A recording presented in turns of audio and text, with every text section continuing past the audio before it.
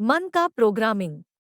Computer में उसके programmer ने जैसा प्रोग्रामिंग किया होगा उसी तरह से कंप्यूटर काम करता है। ठीक उसी तरह से हमारे अर्धजागृत मन का जैसा प्रोग्रामिंग किया होगा उसी तरह से वह भी काम करेगा। कंप्यूटर की तरह अर्धजागृत मन भी स्वतंत्र रूप से अपने आप कार्य नहीं कर सकता, उसे प्रोग्रामिंग करना पड़ेगा। खास परिस्थितियों में उसे खास तरीके से कार्य करने के लिए कमांड देना पड़ेगा। खास तरीके से ही कार्य करने की उसे आदत डालनी पड़ेगी।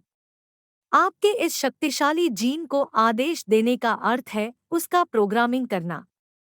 यूं कहिए कि प्रोग्रामिंग का ही दूसरा नाम है आदत। जिस काम के लिए हमारा प्रोग्रामिंग हुआ होगा उसे करने के लिए हमें प्रयास नहीं करना पड़ेगा, वह ऑटोमेटिक हो जाता है। मनोविज्ञान कहता है कि किसी भी काम को आप निरंतर 21 दिन तक करेंगे तो 22वें दिन से वह आपकी आदत बन जाएगा।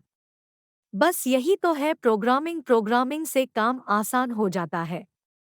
आप अगर अपने किसी रिश्तेदार के घर हमेशा जिस रास्ते से जाते होंगे उसी रास्ते से ही आप जाएंगे। दूसरे रास्ते होने के बाद भी ऐसा क्यों? क्योंकि हमारा प्रोग्रामिंग ही इस तरह से हो गया होता है। हमारे हर कार्य के पीछे हमारा प्रोग्रामिंग काम करता है। शिवाजी का प्रोग्रामिंग बहादुरी का था।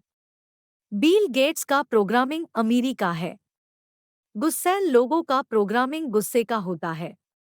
छोटी छोटी बात पर नाराज होने का भी प्रोग्रामिंग होता है। गरीबी का भी एक प्रोग्रामिंग होता है। तंदुरुस्ती का भी प्रोग्रामिंग होता है।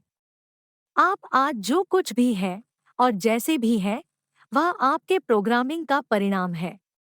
हम अपने प्रोग्रामिंग के अनुसार काम करे थे।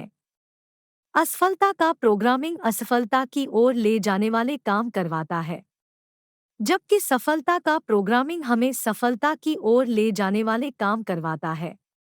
आपके सुख दुख का कारण आपका प्रोग्रामिंग है। अर्धजागृत मन का प्रोग्रामिंग जिस तरह से होता है उसी तरह की परिस्थिति में हम जीते हैं। अगर अर्धजागृत मन की शक्तियों का भरपूर उपयोग करना है तो हमें प्रोग्रामिंग को समझना पड़ेगा। प्रोग्रामिंग दो तरह से होता है।